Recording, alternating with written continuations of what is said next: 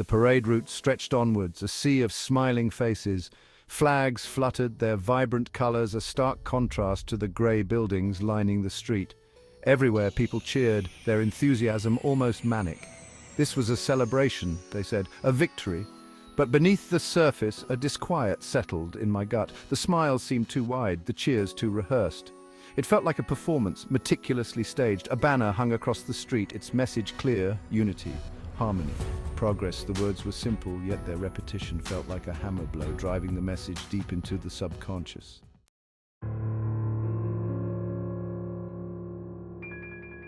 I moved with the flow of the crowd, their excitement a palpable force. Occasionally I'd catch snippets of conversation, fragments of their joy.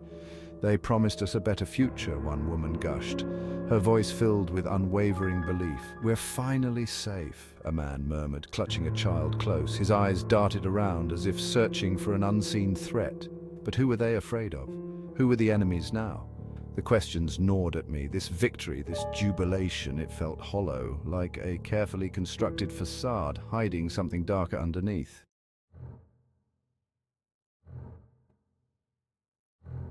As I walked, I noticed them, the men and women in plain clothes, their eyes constantly scanning the crowd. They didn't smile or cheer. They were observers, their presence a silent reminder that this joy, this unity, came at a price. Cameras, too, were everywhere, mounted on buildings, perched atop lampposts, their lenses recording every smile, every gesture. It felt suffocating, this constant surveillance, as if even our thoughts were no longer our own. This wasn't the freedom they promised, I realized. This was something else entirely. This was control.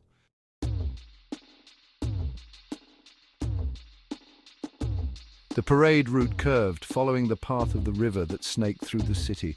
We reached a plaza, the air thick with anticipation. A stage, draped in the same vibrant colors as the flags and banners, dominated the space. It pulsed with light, a giant, beating heart at the center of the spectacle. From somewhere within the crowd, a chant began, low and rhythmic at first, then rising in volume until it filled the entire square. "Pumpkin King, Pumpkin King, Pumpkin King." The words held a strange power, a hypnotic quality that drowned out any other thought. The stage lights pulsed in time with the chant, their rhythm seeping into my very bones. It felt impossible to resist, to be anything but swept away by the tide of fervor. This was more than just a celebration. This was a ritual.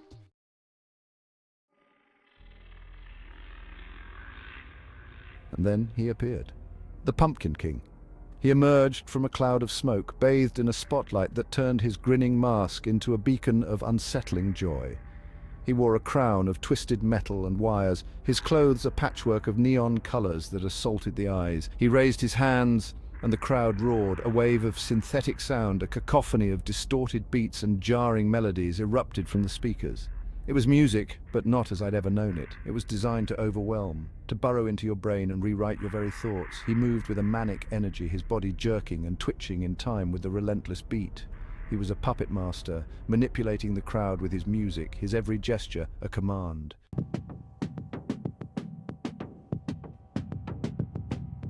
But there was something else too, something beneath the surface of the manufactured frenzy. I saw it in the way people looked at him. Their eyes glazed over with a mixture of adoration and fear. It was worship, blind, unquestioning worship. The music wasn't just entertainment, it was a tool, a weapon designed to break down resistance, to instill obedience. And the Pumpkin King wasn't just a DJ, he was a symbol, an icon of this new order, this world where individuality was surrendered at the altar of unity. The music pounded in my ears, a relentless assault on my senses. I felt myself being pulled in, my own thoughts dissolving into the collective unconscious of the crowd. This was the true danger, I realized, to surrender your mind, your very self, to the rhythm of someone else's design.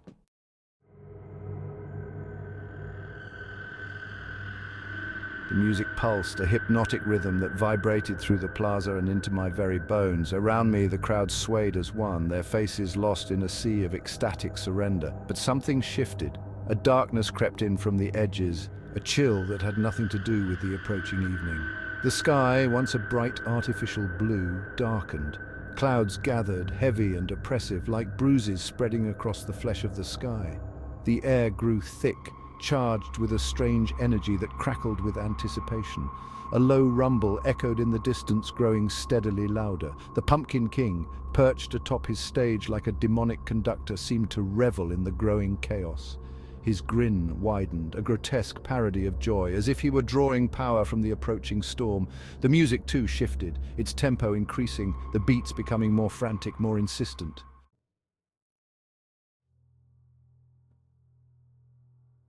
Then it hit. A blinding flash of lightning split the sky, illuminating the plaza with an unnatural, flickering light. The crowd gasped, a collective intake of breath, before erupting into a frenzy of terrified delight. The storm was here, and with it a pyrotechnic display unlike anything I'd ever witnessed.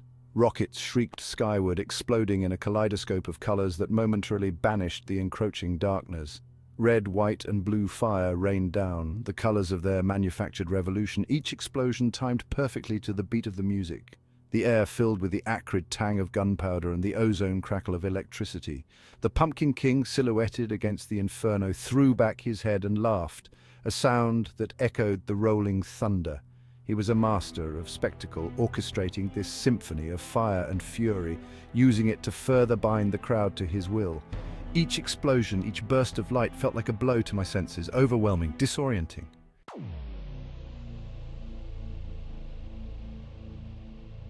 As the storm raged, I became aware of a new figure on stage. She emerged from the shadows behind the Pumpkin King, her silhouette framed by the inferno.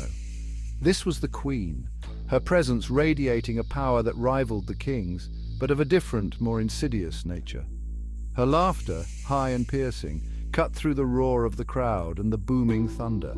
She moved with a sinuous grace, her every gesture calculated, her eyes glittering in the flickering light, seeming to drink in the adoration of the crowd. A crown of thorns, twisted into the shape of a heart, adorned her head, a symbol of her own brand of twisted majesty. Her voice, amplified by the speakers, boomed across the plaza. It was a voice that dripped with honeyed poison, seductive and terrifying in equal measure. She spoke of unity, of strength, of a glorious future built upon the ashes of the past. But her words rang hollow, empty promises designed to mask the iron fist hidden beneath the velvet glove.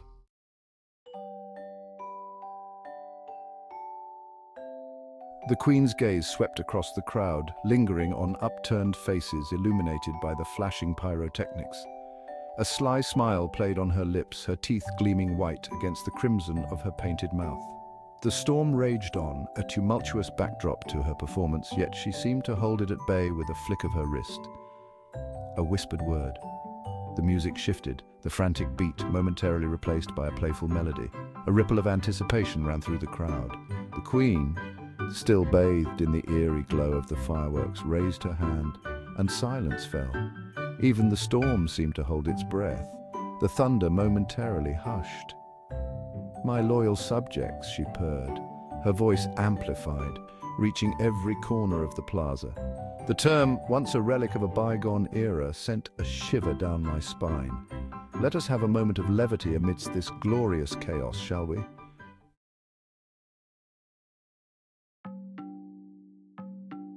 A nervous titter rippled through the crowd, uncertain how to respond to this unexpected shift in tone. The Queen, a master manipulator, sensed their hesitation and chuckled, a low, throaty sound that vibrated with an unsettling power. "Don't be shy, my darlings," she coaxed, her eyes twinkling. "Even in these times of great change, a little laughter is good for the soul, wouldn't you agree?" Her gaze swept over the crowd again, daring them to disagree.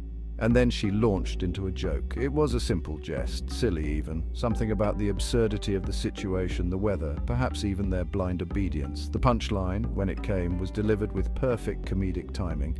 The crowd erupted, a wave of laughter washing over the plaza, drowning out the rumble of thunder.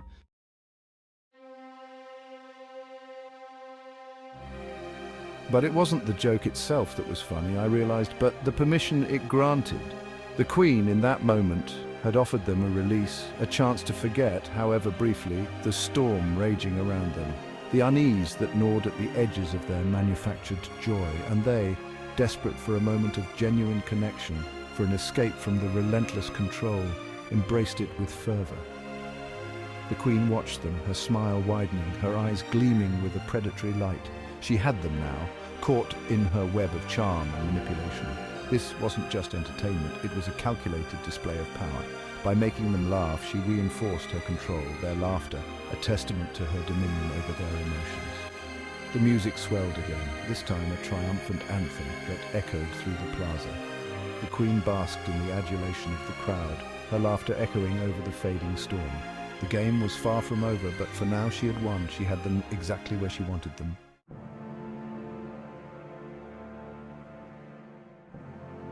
The storm, as if on cue, began to recede. The clouds parted, revealing a sliver of a bruised sky. The rain, which had been falling in sheets, dwindled to a drizzle, then finally ceased altogether. A collective sigh, almost a gasp of relief, escaped the crowd. The Queen, her moment of levity over, turned her attention back to the spectacle. With a flourish of her hand, she gestured towards the far end of the plaza.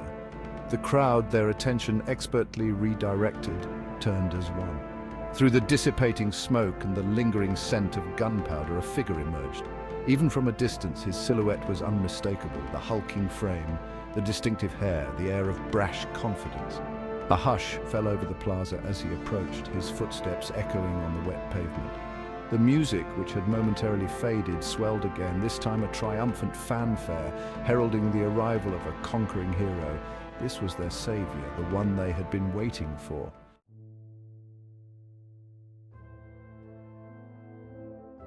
He reached the stage, his face illuminated by the stage lights and the fading lightning, a mask of grim determination.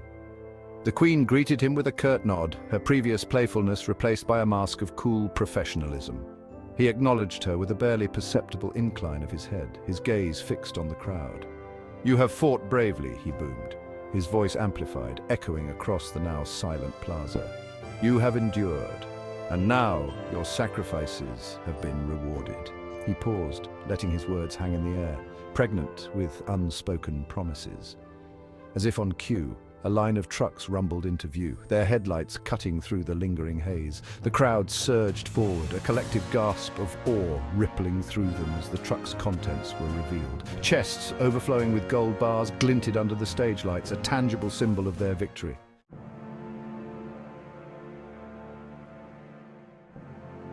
He spoke of unity, of prosperity, of a future free from fear and want.